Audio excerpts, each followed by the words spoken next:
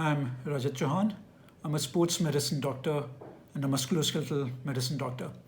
Now, you would be wondering in COVID times, what am I doing? Why am I talking to you guys? I'm not an emergency medicine guy. I'm not the guy who you'll see in the ICU. So why me? Now, it's very critical what's going on. We're going through a very, very tough phase. All right. A lot of people get testing positive, then they need the hospital, then they need ICU admissions, and some sadly, unfortunately, die as well because of COVID. A lot of people are working on that. A lot of people are trying to cater to whatever those requirements are, those needs are. And it's very, very unfortunate we are going through this phase right now. But there's a role for all of us. There's a role of what I do, and a very, very important one, which everyone's missing out on. So fair enough, we have to do this. We have to get through this whole really bad phase, and I hope no one suffers from it, no one dies from it. But yet we need to be prepared for what after this. Now I'll talk to you about a couple of studies that have come out and something that I've been thinking a lot about. Under 18s, everyone's planning, everyone's thinking about 18 to 45, and what about over 45? Above 45 is only 20 odd percentage of the country. Okay, below 18 is more than a third of our population is below 18 years of age. What about them? What about the future of the country? What are we doing to take care of them? So it is important we address that. I'm not talking about vaccination. Vaccination for them will come when it does. We don't even know 18 to 45, how soon, how long will it take for all of us to be getting vaccinated? But let's talk about the under 18s. How do we make sure that they stay fit during this time, are better prepared? Because COVID is not, oh, you are above 18, so I'll actually, affect you, you'll get positive and you'll get whatever, hospitalized and maybe die, but I'll not touch under 18s. That is not the fact. Under 18s are getting more and more positive, are getting more and more affected, spreading it, and even bad things happening to them. So they need to be physically active. Okay. Why I say that is not because it's my field alone, but because there's research showing. Research done over 2 years. So it was from early 2018 till 2020. They were looking at people who were active admitted from January 2020 onwards. This is a study done in US. They studied over 48,000 people who had been active for those 2 years, from Jan 18 to March 2020.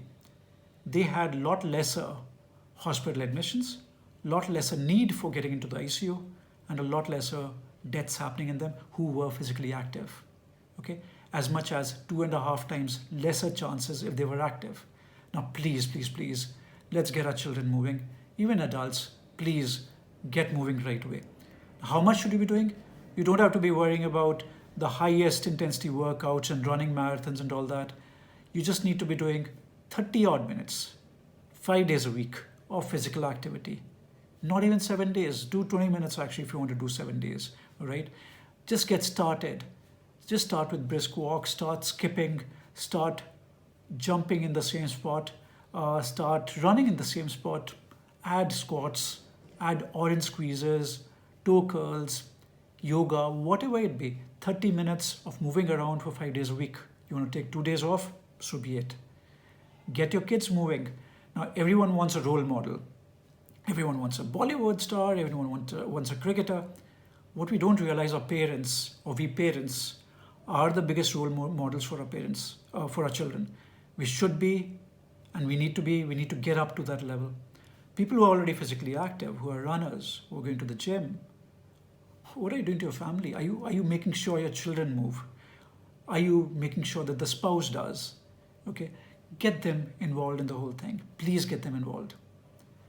Now, coming to another aspect, there was another study that was done, which was looking at infections. So it wasn't looking at just the COVID bit. So it was looking at infections. Over 40 years, studies done over 40 years from 1980 to 2020. And it found some very interesting things. It found if someone has been physically active, there are 50% higher chances of developing antibodies after vaccines in those individuals. 50% higher chances. So suddenly, right now they're talking about your Covaxin and the other one, they're talking about Covishield. They're talking about 70 to 75, 79%, it working, or those people who got the vaccine not getting the infection then. What if 2.5 times higher? So maybe we get to like a 90 odd percent that you have that COVID shield almost, right? Why are we not being active then? So get on with it. You don't have to do too much. Just get started, please. Do very basic things. You don't have to go to gym and do heaviest of weights. You don't have to do Pilates forever. You don't have to be hanging upside down in some yoga posture, which you can't do in any case, all right, a headstand or something. Just get started, please. Baby steps.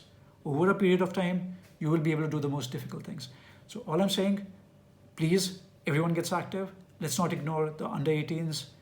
Before you get your vaccines, while waiting, you can proactively work with it rather than just saying, oh my God, my turn's not coming. What have you done? So please get on with it, all right?